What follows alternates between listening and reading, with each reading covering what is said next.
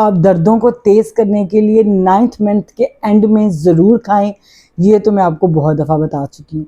9th month में आपने अब कौन सी फूड नहीं खानी जो आपके बच्चे को नुकसान दे सकती है, आज उसी का जिक्र करते हैं। सबसे पहले आपने 9th मंथ के अंदर एग, आप कहेंगे कि डॉक्टर साहब आप तो पहले महीने से कह रही हैं कि एग ज़रूर खाना है। हाँ जी, फर्स्ट डे से लास्ट डे तक एग ज़रूर खाना है आपने, लेकिन अंडा कच्चा नहीं होना चाहिए। कच्चा अंडा जो है वो सख्त नुकसानदेह है आपके लिए और आपकी बेबी की ग्रोथ के लिए।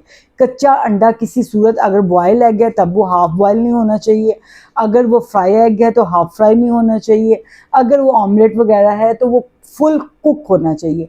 क्योंकि half boil half cook egg के अंदर एक जरासीम होता है जिसको सल्मानेला बोलते हैं। सल्मानेला क्या करता है कि ये आपसे ट्रांसफ़र हो जाता है आपकी बेबी के अंदर और वो उसको नुकसान पहुंचा सकता है।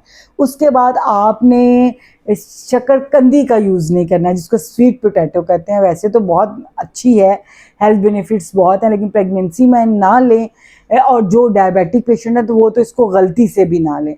उसके बाद आपने प्रेगनेंसी के अंदर कच्चा दूध यूज़ नहीं करना, या कोई ऐसी प्रोडक्ट जो कच्चे दूध से बनती है उसको आपने प्रेगनेंसी में यूज़ नहीं करना, वो आपके बेबी की ग्रोथ के लिए नुकसान। मीट नहीं लेना।